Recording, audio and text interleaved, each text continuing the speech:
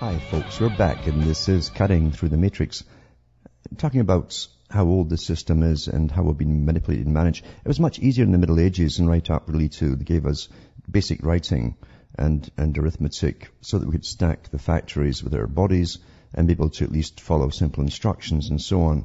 It helped the managerial class if we did all the sums for them.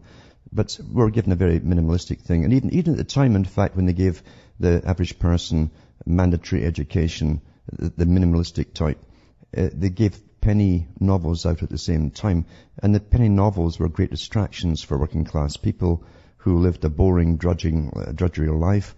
And it kept their minds off looking at more serious things or even questioning higher learning and so on. That's why they flooded the market with these things. So we've always been managed. And even then, since you've gone through school and so on, you don't realize that there are special schools and special universities. Let's say Ivy League universities. And then you have the red brick universities, as they call them in Britain, that were meant for the working class types to go up into. And even amongst the Ivy League type, there's special selection committees up there to take certain people out into higher learning, which you don't hear about. And it's a very old system. It's been like this for an awful long time. Because you see, we're kept in the dark from real knowledge. We're not supposed to know what really is ever really going on in the world or the real reasons for anything happening at any time. We're managed. Again, neuroscience comes into it in a big way, and they have neuroeconomics, as they call it, which is manipulation of the mind to change the working class people or the majority of the bulk of the population and make them more malleable by their governing class. And it's to do with massive psychology for supposed economic reasons, altering your behavior to suit the government, not the other way around. That's all underway and working right now. It's been working for years. But it's a very old system. And I've mentioned before some of the top players who designed this present phase that you're going through, some of whom are dead now. And Bertrand Russell was one of them. And in 1931, he published this in the book, The Scientific Outlook, where he'd already gone through, mind you, about these different types of schools. He continues in pages 247. He says, the latest stage in the education of the most intellectual of the governing class will consist of training for research. Research will be highly organized, and young people will not be allowed to choose what particular piece of research they shall do. Now that's a fact, because I know guys who are in research. Some of them leave it because they feel so stymied when they get up against something that doesn't jive with what they're supposed to, but through these repeated experiments, find out. They find out other things. And if they push it, they're gradually eased out the door, because they're not supposed to know the higher sciences. And this is what Russell is explaining here. He says, they will of course be redirected or directed to research in those subjects to which they have shown special ability. A great deal of scientific knowledge will be concealed from all but a few.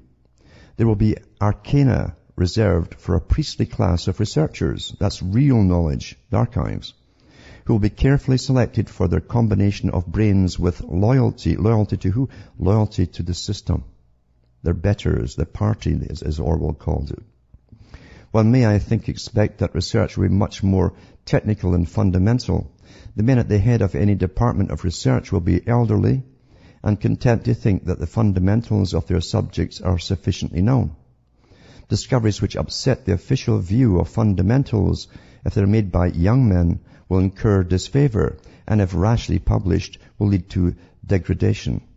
Young men to whom any fundamental innovation occurs will make cautious attempts to persuade their professors to view the new ideas with favor. But if these attempts fail, they will conceal their new ideas until they themselves have acquired positions of authority, by which time they will probably have forgotten them, because now they're part of the established system. They'll know they're part of the ruling class, you see. That atmosphere of authority and organization will be extremely favorable to technical research, but somewhat inimical to such subversive innovations as have been seen, for example, in physics during the present century. There will be, of course, an official metaphysic, and then there's a religion for the public. A new one, of course, which is, of course, a greening thing and austerity and all that stuff, which will be regarded as intellectually unimportant but politically sacrosanct. In the long run, the scientific progress will diminish and discovery will be killed by respect for authority. In other words, you understand that the more that you think you're learning, they can just as easily over a generation remove all the learning until you're back in the dark ages. And you'll know all they want you to know. And you'll think you know it all. It's that easy. It is that easy to remove knowledge. They've been doing it for a long time. That's what George Orwell called the memory hole. They just kept removing selected knowledge off the shelves. Now it's just blips and computers off they go. They're not there anymore. They're gone. And you're left with a new thing. So as the generation goes on and grows up, they get into a new system thinking that in fact, they're taught, isn't it amazing too, how youngsters are they're taught to think that they're actually more, they're superior to those who went before them. It's a fantastic scam, isn't it? Because most fall into it thinking, oh, well, yes, what these old folk know, I'm on the cutting edge. They have no idea that everything they're allowed to look at is put up there and authorized for them to look at, or it wouldn't be there. It's so easy to divert them off into all kinds of areas that do them no good whatsoever. But that's what we're living in, scientific socialism, on behalf of the extremely rich masters. Now that's the music coming in again, so we're back after this break. Hi folks, this is Cutting Through the Matrix, and we're talking about really how it's so easy to control us en masse, really. Why bother trying to change the individual when the individual would change with the masses if they're all changing at the same time? And that's really how we judge our sanity. We toss the bits and bytes, I call it, bits and bytes of news that they give us between each other to see what the reactions are of those around. And if they give you the standard answers back that they've heard on television or wherever, and you've got the same idea, then you all say that you're sane. We all agree, so we must all be sane. And that's how simple it is to change the masses. Why waste your time changing a person here or there? It's much more effective to do it en masse. And in the impact of science and society, Russell worked with the biggest organizations on the planet to do with mind control for the masses, and he was authorized by presidents and prime ministers to help set out a system for the future world society and the different stages of it too, by using all of these techniques, including the language of mathematics, by the way. He was heavily involved in computers. He was also well in with members of the Vienna School, who already for centuries really, they had arcana of knowledge to do with mind control of the masses already. And then he joined the Macy Group too. He's put there, also authorized on behalf of prime ministers and presidents to bring in this world socialist type society to really dominate the public.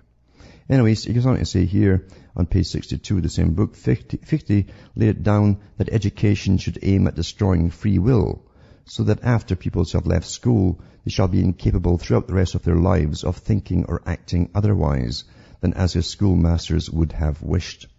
But in his day, this was an unattainable ideal. What he regarded as the best system in existence produced Karl Marx. In future, such failures are not likely to occur where there is dictatorship, because diet injections and injunctions will combine, such as food injections and injunctions, will combine from a very early age to produce the sort of character and the sort of beliefs that the authorities consider desirable.